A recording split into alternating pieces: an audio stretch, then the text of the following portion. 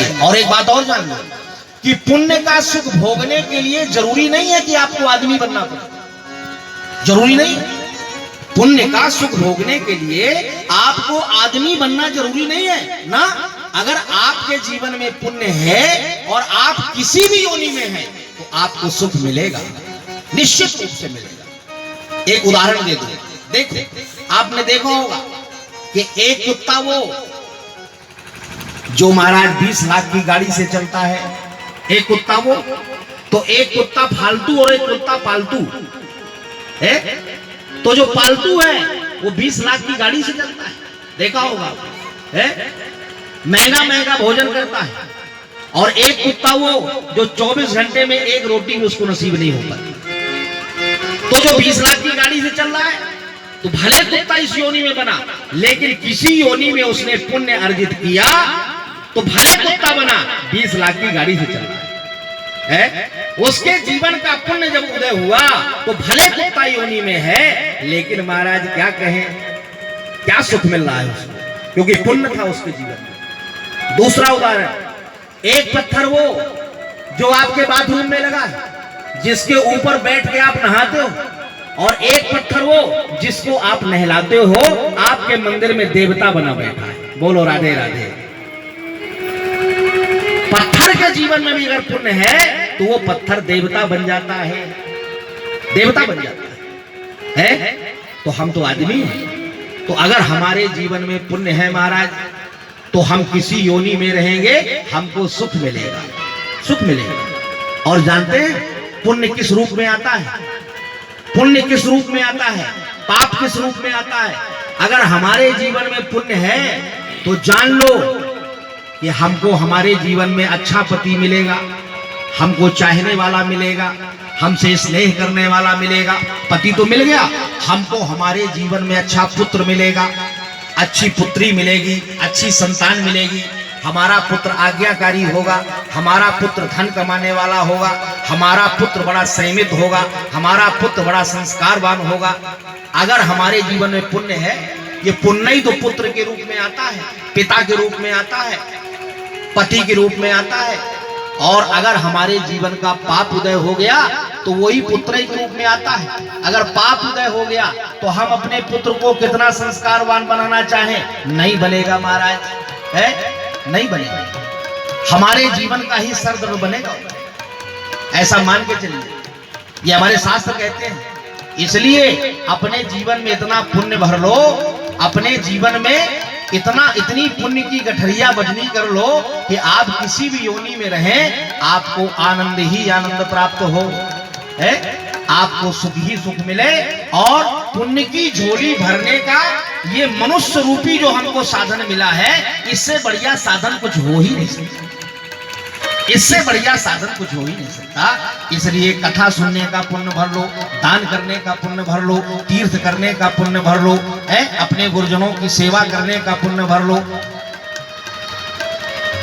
तब तो महाराज जीवन की सार्थकता है और जीवन की सफलता है महाराज, है। हमारे संत यही बात तो कहते हैं, हमारे ग्रंथ यही बात तो कहते हैं, है? आज महाराज नंदोत्सव समाप्त हुआ, नंदोत्सव विश्राम लिया। इधर कंस ने महाराज आज भगवान को मारने के लिए और अपनी मुंहबोली बहन पूतना को भेजा। कंस ने घोषणा करवाया कि 6 दिन के अंदर जितने बालक गोकुला में जन्म लिए हैं सबको मार दो। और पूतना ने ये काम करना शुरू कर दिया, आए दिन कोई ना कोई बालक को मारे। पूरे गोकुला में चर्चा फैल गई कि भैया हंसता खाता पीता बालक और अमुक आदमी का खत्म हो गया। ऐसी कौन सी देवी नाराज हो गई, ऐसा कौन सा देवता नाराज हो गया कि आए दिन यहाँ बड़ी दुर्घटनाएं घट जाती हैं। तो पूतना ने गोकुला के कई बालकों को मारा और आज वही पूतना भगवान को मारने चल रही है महाराज।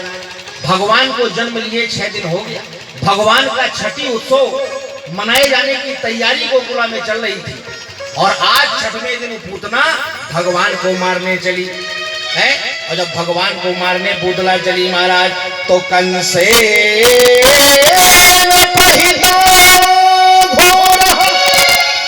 पूतना बाल घाम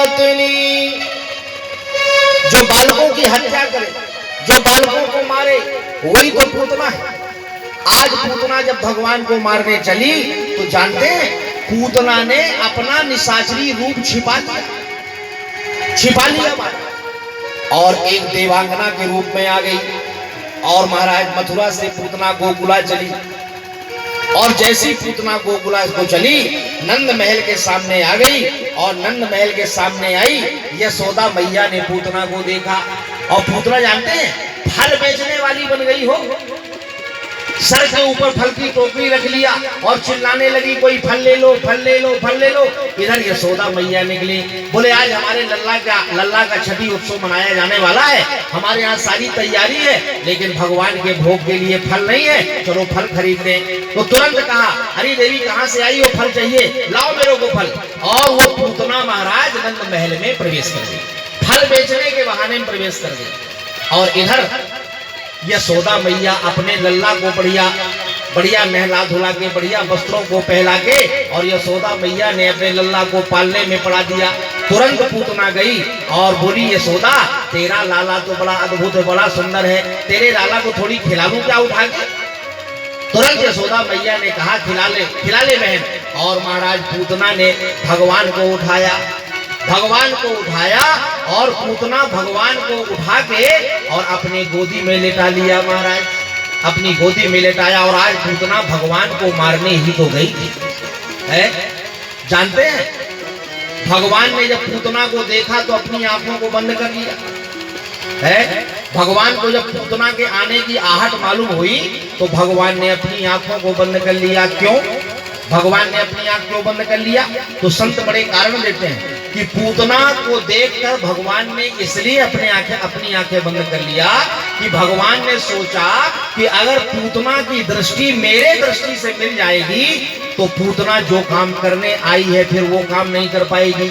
क्यों कि पूतना की सारी सृष्टि ही बदल जाएगी है। पूतना के मति में निर्मलता आ जाएगी महाराज है। क्यों कि सिद्धांत है कि सन्मुख होए जीव जब मोही और ना सही तब है ना। तो ये जीव जब महाराज भगवान का इस जीव का सम्मुखीकरण हो जाता है तो जन्म कोट ना सही तब इसके जन्म जन्मांतरों के पाप महाराज नष्ट हो जाते हैं इस जीव का जब भगवान से सम्मुखीकरण हो जाता है। भगवान ने सोचा कि अगर पूतना का मेरे से सम्मुखीकरण हो गया तो पूतना जो काम करने आई है वो नहीं करेगी, इसलिए भगवान ने अपने नेत्रों को बंद कर लिया और पूतना ने भगवान को लेटा लिया। पहली बात। दूसरी बात, भगवान ने आंख इसलिए बंद किया कि पूतना ने अपना वास्तविक स्वरूप छिपा लिया था और भगवान पाखंड से बहुत नफरत करते हैं। आप भगवान के सामने जाएं तो आप जैसे हैं वैसे ही बन के जाएं। आप अपने विचारों को, आप अपने रूप को, आप अपने सिद्धांत को संसार से छिपा सकते हैं लेकिन भगवान से नहीं छिपा सकते। आप जैसे हैं वैसे ही बन के भगवान के पास जाएं अगर भगवान से आप अपना उद्धार चाहते हैं तो।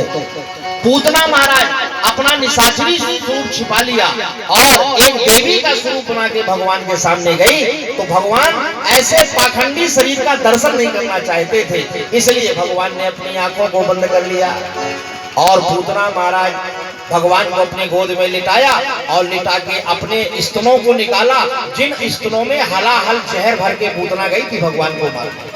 भगवान ने कहा चल पूतना आखिर तेरा भाव जो भी हो लेकिन तू एक माँ का दर्जा निभा रही है क्योंकि स्तनपान करवाने का कर्तव्य माँ का होता है। तो भाव तेरा चाहे जो भी हो, माँ का भाव तो होता है बच्चे को जीवन देना लेकिन तेरा भाव है बच्चे का जीवन लेना, लेकिन स्तनपान तो करा रही है तो तेरा भी उद्धार मैं करूंगा। भगवान ने कहा कि मैं तेरा भी उद्धार करूंगा। और जानते हैं भगवान जब पूतना का उद्धार करने लगे तो भगवान जब इस जीव का उद्धार करते हैं तो भगवान इस जीव को पहले अपने जैसा बनाते हैं, अपने जैसा निर्बल बनाते हैं, तब भगवान इस जीव का उद्धार करते हैं।